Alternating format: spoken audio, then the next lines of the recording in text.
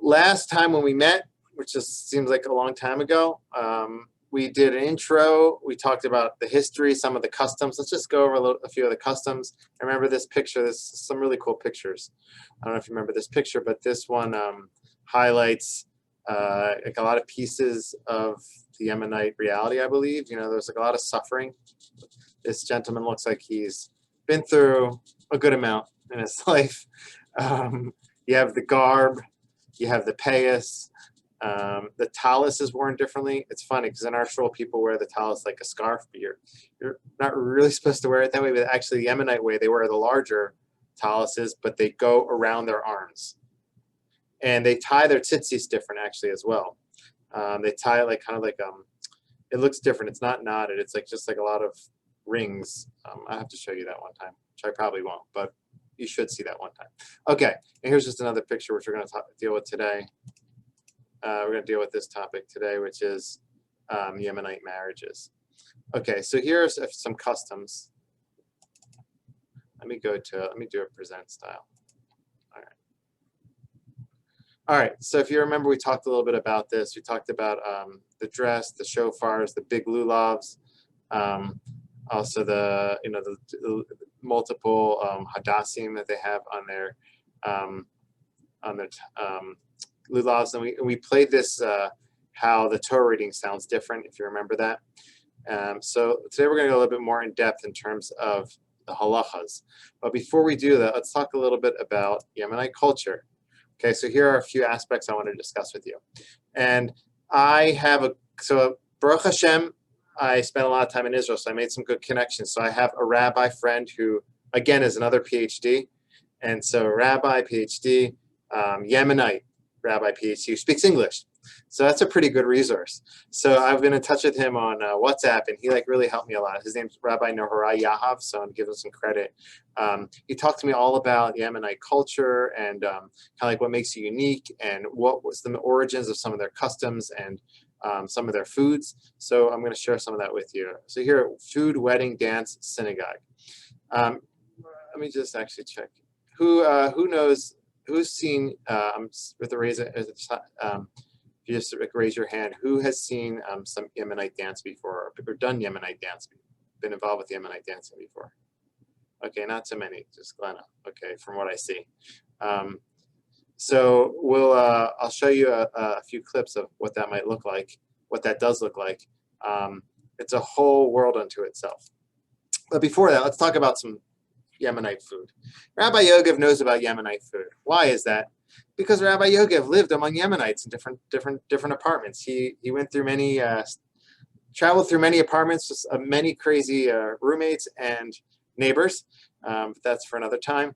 But some of my good experiences involved me eating at some of my Yemenite neighbors. So here are just a few of their most popular foods. Jachnun. So if you pay attention, Jachnun, lachoch, kubane, and malawach are all bready dishes. Okay, you have chilbe, which we'll talk about in a moment. My friend Rabbi Yahav says that a lot of their foods were kind of bready foods because it's available and it's cheap. They didn't have a lot of money, but he also says a lot of their foods kind of came from the fact that they didn't have a lot of foods they didn't have a lot of rice. They didn't have rice. They didn't have fish. He said they didn't have all the herbs that like Moroccan and other cultures were more available to them. And he says that their food was very functional and healthy. And although these foods don't look very healthy, this is this is king of Yemenite foods in Israel. Jachnun is a Saturday morning slow cooked brunch food. So it's pastry dough layered with clarified butter, rolled up into a jelly roll shape. It's really good. Sometimes they'll serve it over here if you see with like tomato sauce. It's like a doughy pastry. This is like a Yemenite pancake, lachoch. This is very tasty. They serve this. It's very easy to make too. It's a soft and spongy round bread. And so this is kind of like people eat this on Shabbos at their meals. This is a very popular meal, kubana, a very popular part of their meal. And this is it's like a bread which is served in a pan, which is like heat up in a pan. Everyone just like grabs from it. It's like a centerpiece bread, they say here. You eat it with eggs and it's extremely tasty. These are all bready foods. 1 second. Oops. There we go. Malawach also is it's fried and it's crunchy, so it's really something special as well. These are all like bready delicacies, bready foods. But this is like the schrug, which is kind of like the hummus that people have. Just read what it says here. Sorry, it's the chilbeh. Sorry. A sauce that people either love or love to hate. That's true. You either love it or hate it. I love it, actually. It's soaking the ground spice in water for many hours. So fenugreek is known to boost milk supply in nursing mothers. Okay, so if anyone here is nursing, this could be very helpful for you. Okay, but supposedly it's very healthy. So this is the chilbeh. And there are many other foods. I'm just showing you. They have their unique foods. And if you go to a Yemenite home who's serving their traditional foods, you probably will eat one of these, if not several of them. And it makes for a distinct experience on Shabbos. And I really enjoyed eating them and many more things. Another thing that they have is called jale, which is even before the meal, they'll serve even before they do hamotzi, they'll serve salads on Shabbos and all kinds of spreads on the table, which you eat, and fruits and vegetables before the meal to kind of get your appetite aroused. All right, it's called jale. All right. All right, so someone chat here. Someone send something in the chat. Let's see. Are most of the foods vegan? That's a great question. I don't think so. I mean, they have some really good stews. Someone asked us, Frona asked us, most of the food vegan. They have meaty stews and tomato-based soups, and there's a lot of meat in their diet. So it's not, but there are a lot of vegetables and that type of thing as well. Okay, Yemenite weddings. All right, so here's just a picture from a Yemenite wedding. I got this picture from Vogue magazine. Okay, because they did I saw they did an article on this, which is a nice article. I have an excerpt from that here. If you pay attention, she's pretty decked out. Now, in another article that I read, it said that this is how people usually envision how a Yemenite bride would dress at the wedding. She has not just this headpiece, which I read it's very heavy. It's 2 pounds. It's if you see them walking, they're kind of walking in a certain way. They're trying to keep it balanced. And there's all this jewelry here as well. But in different communities, they dress differently. But this kind of became the standard dress when Jews went to Yemen, from Yemen to Israel. They left it for a while, and then when they came back to it, they all came back to a centralized way of dress, and that's kind of became the popular version of how they dress. Here's the henna ceremony prior to the wedding, and we'll talk about that in a moment. So here's just a little piece.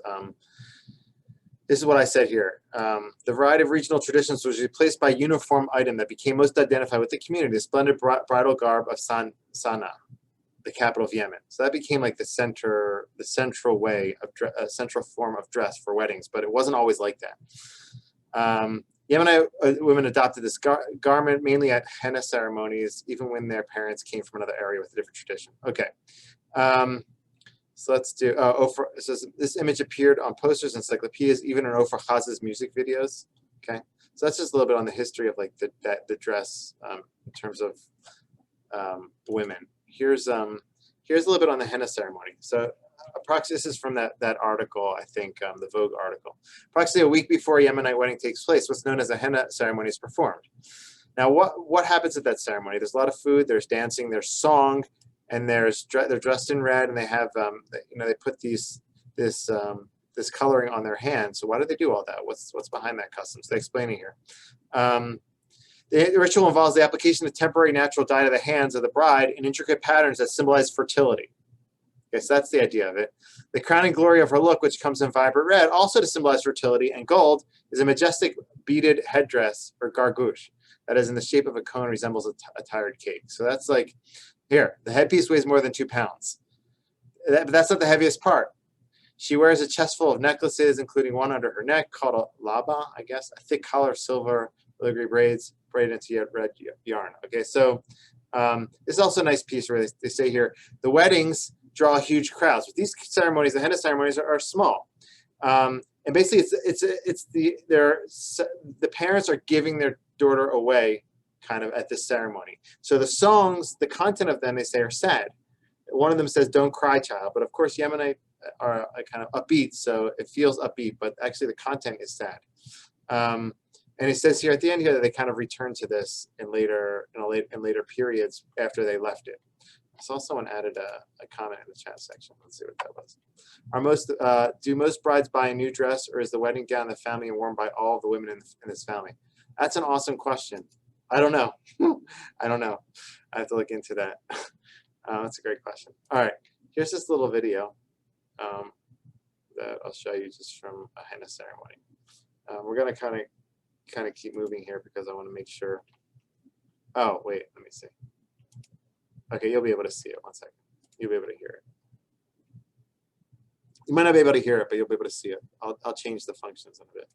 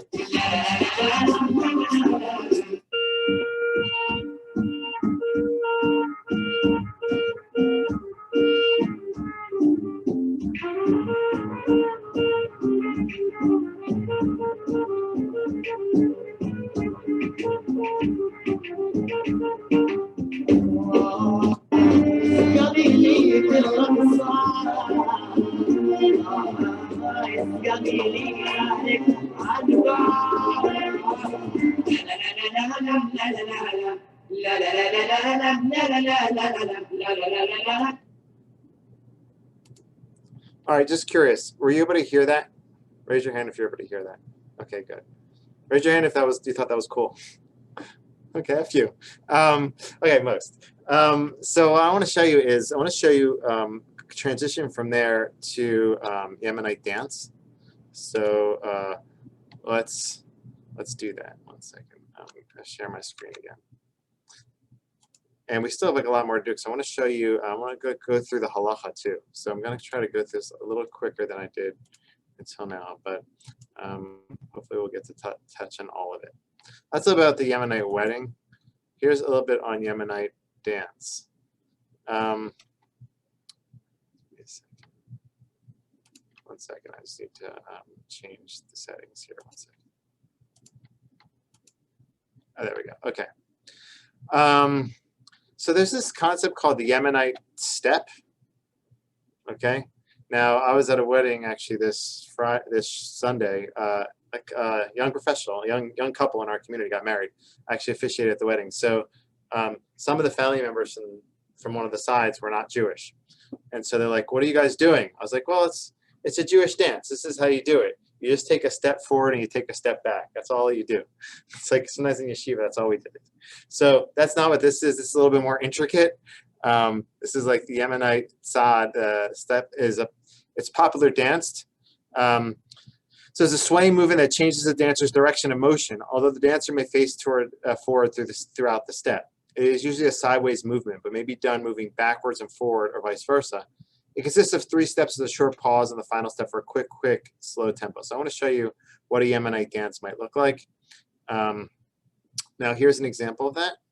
Now I read somewhere that, I don't know if this is true, but if the Yemenites, it said there that the Yemenites were not allowed to dance all the time in public, so they were in confined areas and spaces. So some of these dances seem confined, where they're like in a proximity of like a small radius, and then the movements are done in that way. So here's an example of a Yemenite dance.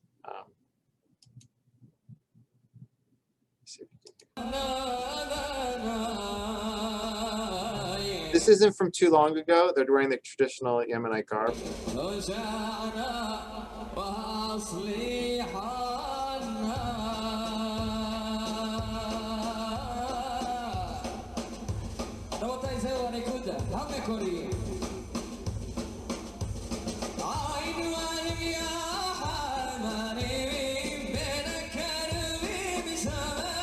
Gonna do a little bit here.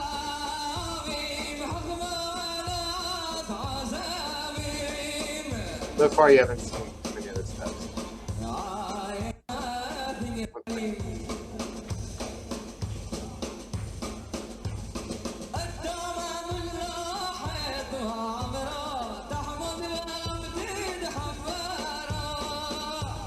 See?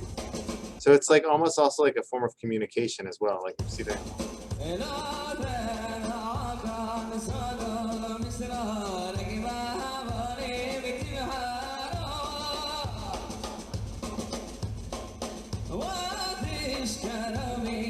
So that's like one form of dance. Another one that I saw most of the time, and I'll show you this really quickly, is this example here. This was like this is like at a Yemenite wedding.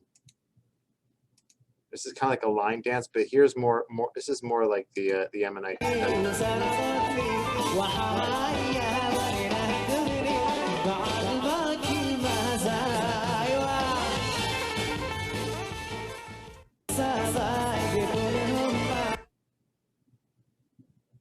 Anyway, you kind of get the idea. There are probably better videos for this, but here's this. I'm not going to show you. I have this other one, but actually, I will show you this. Give me 1 second. I'll show you this very quickly. This is like people trying to teach, non-Yemenite people trying to teach the Yemenite step. Can move like cross right. Your weight starts. 1 second. So here's what it might look like. Weight starts on your lean, lean, cross right, and lean, lean, cross left. Again, lean, lean, cross right. All right, you got the idea. So that's kind of like the idea of the Yemenite dance. It's if you watch some of them dance, it's like extremely entertaining and also like emotional, and it's a form of. It seems like it's like a form of communication as well. All right, so here let's talk a little bit about the synagogue. Here's just a picture from a synagogue, a family in a synagogue. Here's another one with the Yemenite shofar. Now, what's important to know is that there are two different. Now we're going to shift a little bit to like a little bit more content and less like visuals. So, if it's important to know that there are two streams within Yemenite, two main streams, Baladi and Shami. It's like I don't know. It's like Polish Ashkenazim and I don't know Ashkenazi from other parts of Europe. You know, there's like different types of Ashkenazim. So there's different types of Yemenites, and it's not necessarily based on location. It's more based on what halacha they follow. So I want to talk about that in a moment. We'll talk about what the difference between Baladi and Shami is. But the Mori is very important in their educational system. The Mori is their teacher. And my friend shared with me that here's an example. I'm going to just turn on the volume so I can speak to you while it's happening.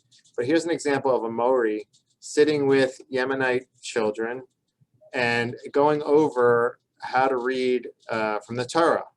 And basically everybody gets their turn and all kids know how to read from the Torah. They're trained very diligently. This is actually, I think they're reading from the Shirat Hayam, the Song of the Sea. But he told my friend, Rabbi Yahav, told me that, you know, when he was growing up, he would have his Mori, which is his teacher. They would stand on top of them and make sure they knew how to read the Targum, which is like the translation of the Torah to Aramaic. Everybody knew it. And in synagogue, the kids take their turns. The Torah reader will read from the Torah. Then they invite up a child for every aliyah to read the Targum, to read the translation in Aramaic to that aliyah. So every child is versed in reading Torah. Every child is versed in reading the Targum, the Aramaic translation. And he shared with me that this educational system where kids, look, you can listen to it.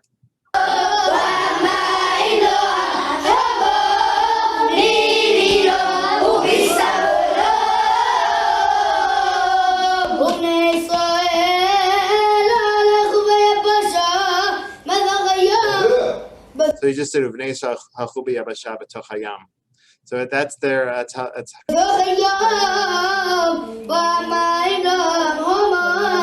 so my friend shared with me that like this is the source. He shared with me like that when he's on a WhatsApp group with a lot of young Yemenite men in Israel and women, and he shared with me that like that community is different than the Sephardic or the Ashkenazi community in the sense that many of them don't leave the fold, which is interesting. And he said that there's he attributes it to the fact that they're educated very young.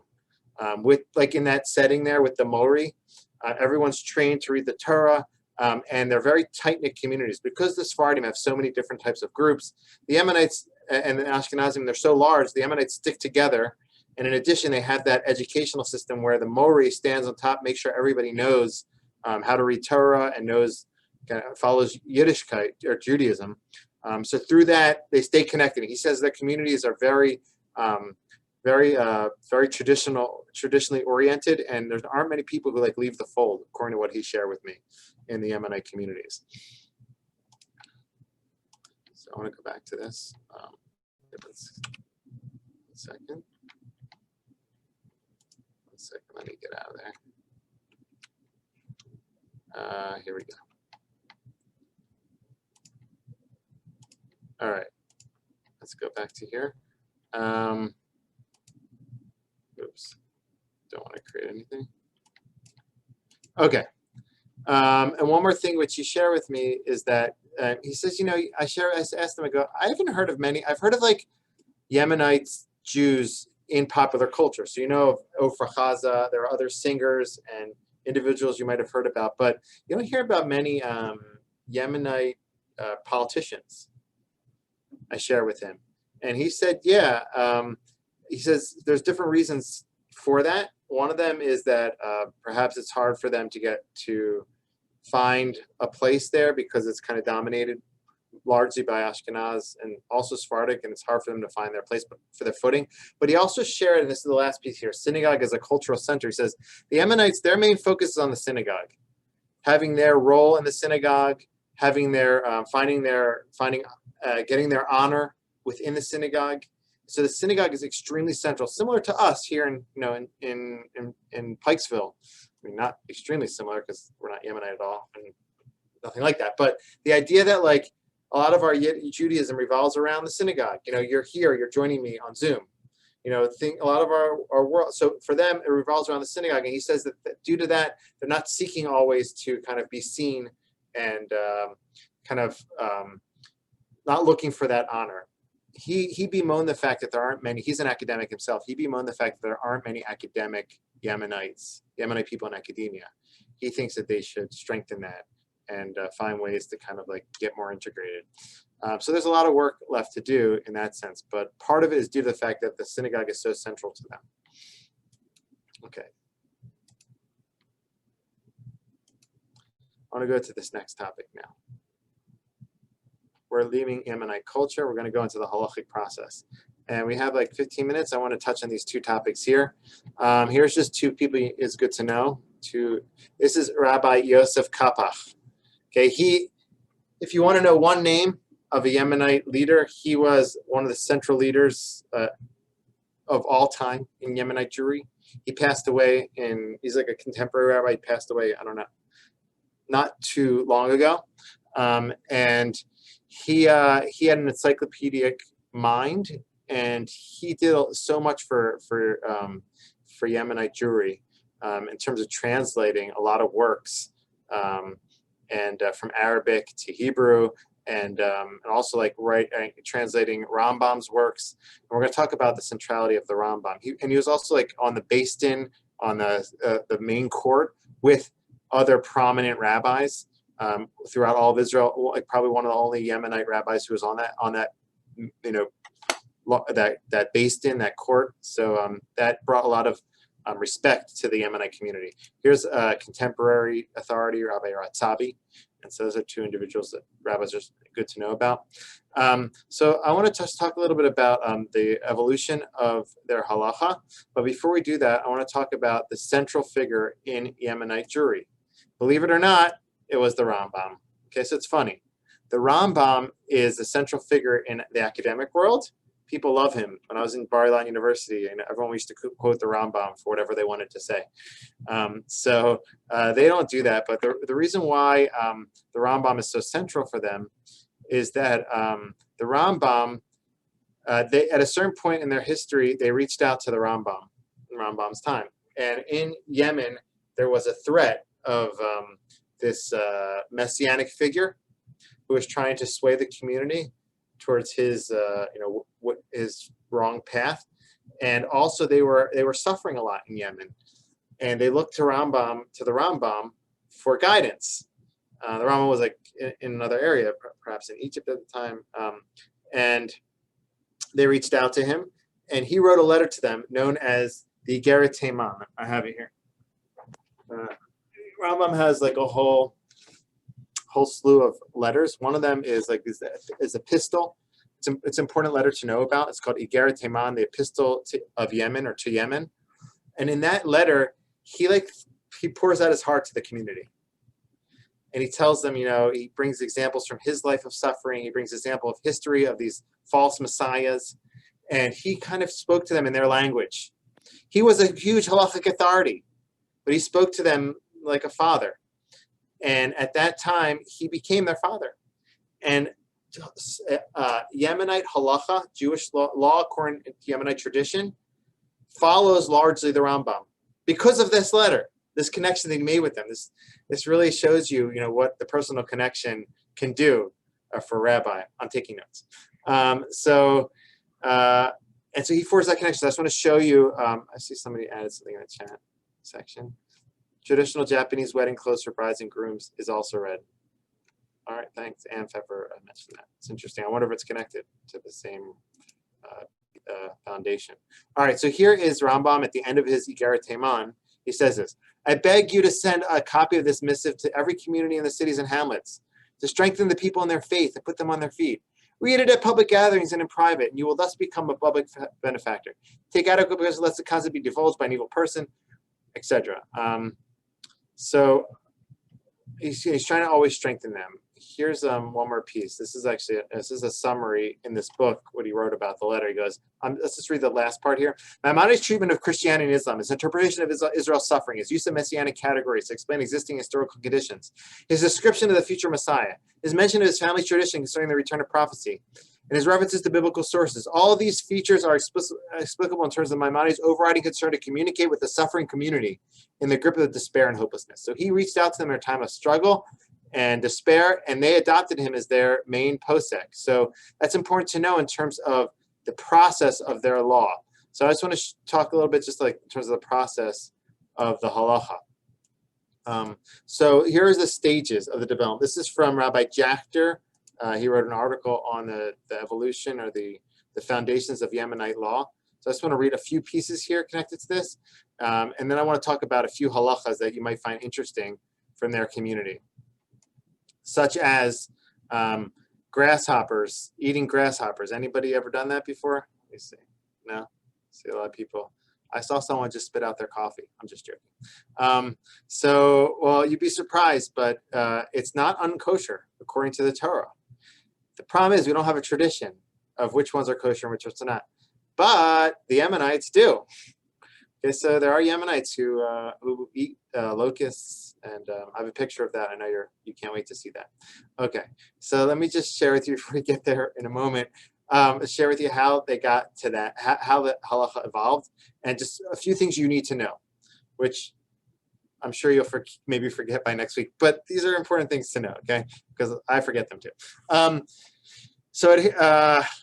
So the Yemenite community had rabbis, they had traditions. The problem was, look in the second paragraph, the Malza exile, that was a central, that was like a stage where they lost a lot of their manuscripts.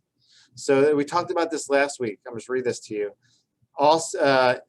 The Jews in nearly all cities and towns throughout Yemen were banished by decree of the king and sent to dry and barren region of the county named Malza to withstand their fate or to die.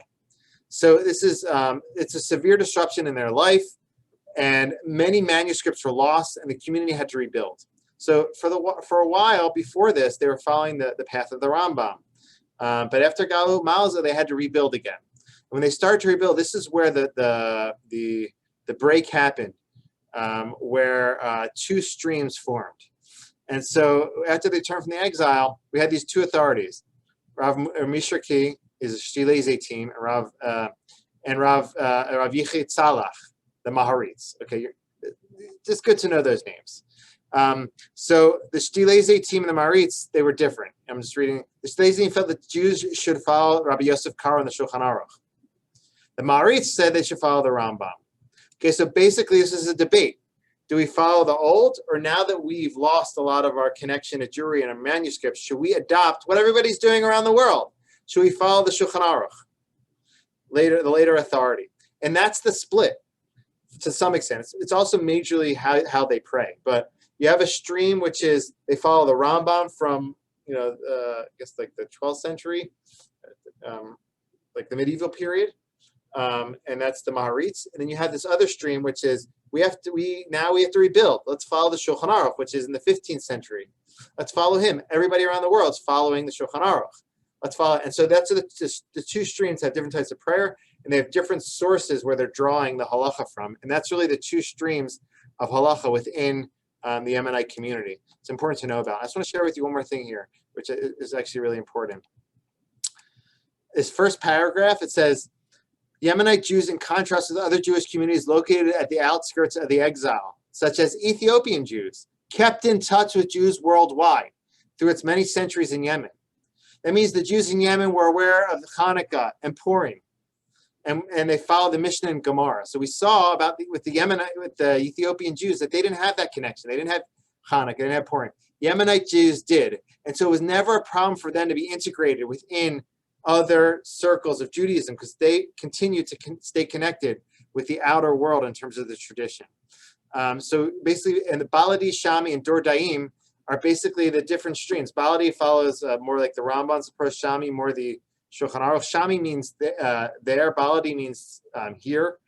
So Shami means there, like following people from the outside. And then Dor Daim is like a more recent one, which like strictly follows the Rambam. So that's kind of like the three different streams today. Rabbi Yosef Kapach was the leader of the Dor Daim. Okay, this is the moment you've all been waiting for. Oh! Okay. But here, this is a little bit more pleasant. Okay, we have the sukkah. All right, why am I showing you a sukkah? Rabbi, come on, it's not even pouring yet. You're already showing us a sukkah. Well, I have a reason for that. I'm going to share with you kind of some of their customs. One of them is related to the sukkah. So I want to share with you just a few things that you might find interesting that are different from Ashkenazic and Sephardic tradition. And it's based, again, on this idea that the Ashkenazic community the Sephardic community followed the Shulchan Aruch and later authorities. Yemenite community follows the Rambam and Talmud earlier. And the Ethiopian community follows like the Bible and those texts around that time. So you have three different time periods. So that will influence how your halacha looks. So some of these customs of the Yemenites are based on Maimonides, Rambam, and the Talmud. So let's take a look at them.